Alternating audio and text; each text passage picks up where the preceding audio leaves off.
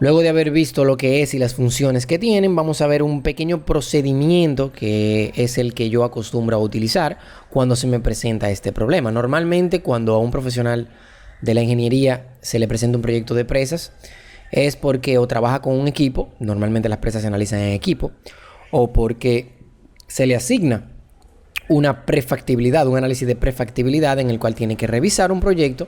Te dicen, por ejemplo, mira, en esta ubicación va a haber un proyecto de presas que se está estudiando, hay que realizarle un análisis o estudio hidrológico. Entonces, comenzando desde ese punto, lo primero que debemos de hacer es crear el planteamiento del problema. El planteamiento del problema para determinar una factibilidad depende principalmente de la demanda que se quiere obtener de esa presa. Si estamos hablando de abastecimiento de agua potable o de energía eléctrica o de cualquiera de las funciones, lo primero que debemos de saber es cuál es la demanda cuando se habla de abastecimiento de agua potable, la energía o carga hidráulica que se requiere para una central hidroeléctrica, los eventos máximos que han ocurrido en la zona cuando se trata de control de inundaciones y la demanda de riego. Entonces, cuando se organiza cuál es el valor de lo que requerimos, en este caso lo veremos en función a demanda en metro cúbico por segundo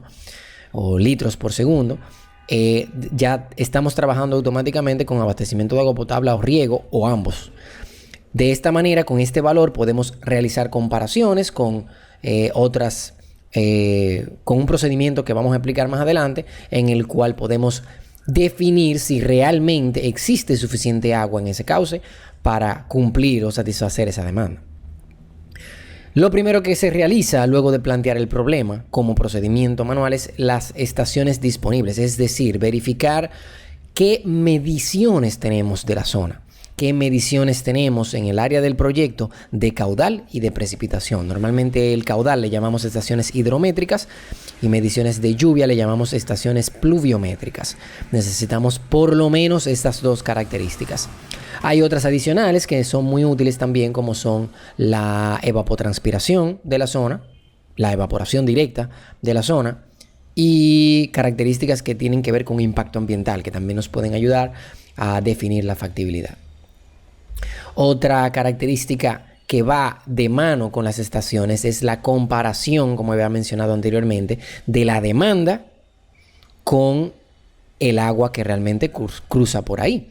Esa agua que cruza por ahí, que la vemos en un hidrograma o un registro de estación hidrométrica, lo vemos como se presenta en esta imagen como volumen acumulado en meses. Esa gráfica, esa relación entre el tiempo y el volumen se puede crear en función del registro histórico de volúmenes que van pasando por la estación hidrométrica. Esa estación hidrométrica no necesariamente está en el 99% del tiempo, esa estación hidrométrica no va a estar en el sitio de la ubicación de la presa. Lo que se hace es que se crea una correlación con las estaciones que estén más cerca. Y principalmente cuando tratamos de caudal, tratamos de elegir una que esté un poco aguas arriba o aguas abajo de la ubicación ideal. Y entonces realizamos una inferencia utilizando la relación entre el área que cubre la estación con el área que cubre el muro de la presa. Eso lo veremos también más a detalle más adelante. En esta gráfica lo que realizaremos va a ser una comparación de la demanda con el volumen que entra al río, que pasa por el río.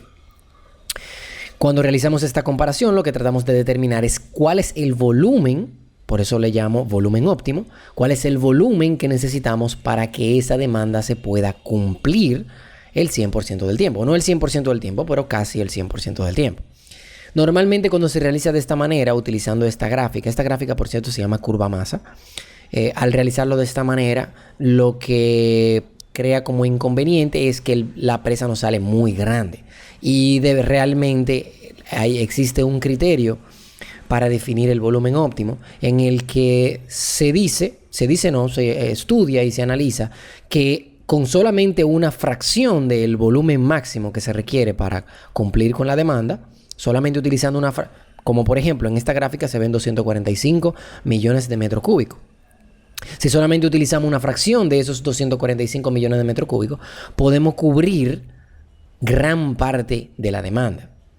Es decir, que existe una curva exponencial del crecimiento de la demanda cubierta por el volumen, en el cual con solamente utilizar, dado un ejemplo aéreo, el 30% del volumen que necesitamos para el 100% de la demanda, solamente utilizando ese 30% podemos cubrir hasta el 80% de la demanda que necesitamos. Y sale entonces el proyecto mucho más pequeño y sale mucho más económico. Hay otra manera para realizar este análisis en el cual utilizamos esos porcentajes y le llamamos simulación de embalse. La simulación de embalse no es más que un análisis hipotético de qué cantidad de agua tendría el embalse cada vez que entra y sale un caudal. Es decir, creamos una tabla, es decir, utilizamos una hoja de cálculo en el cual tabulamos la entrada de los volúmenes que van entrando al embalse.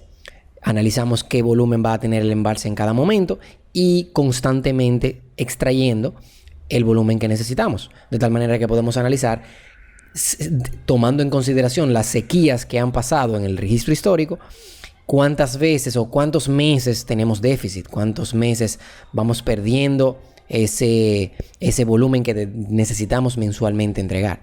Pero eso lo veremos más a detalle. Ahora mismo solamente quiero dar la perspectiva de cómo será.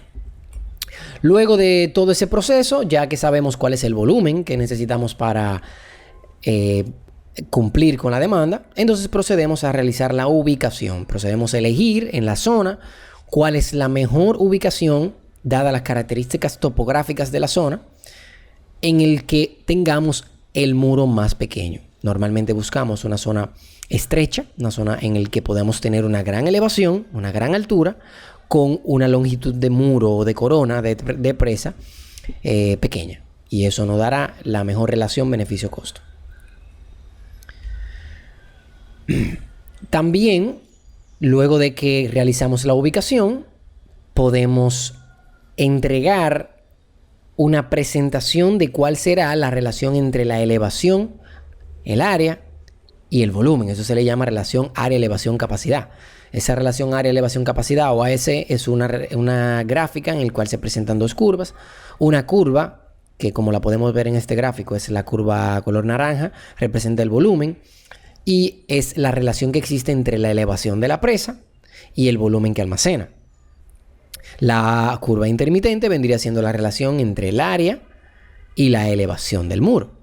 Y eso también nos daría la característica de cobertura del terreno topográfico donde estamos colocando el muro.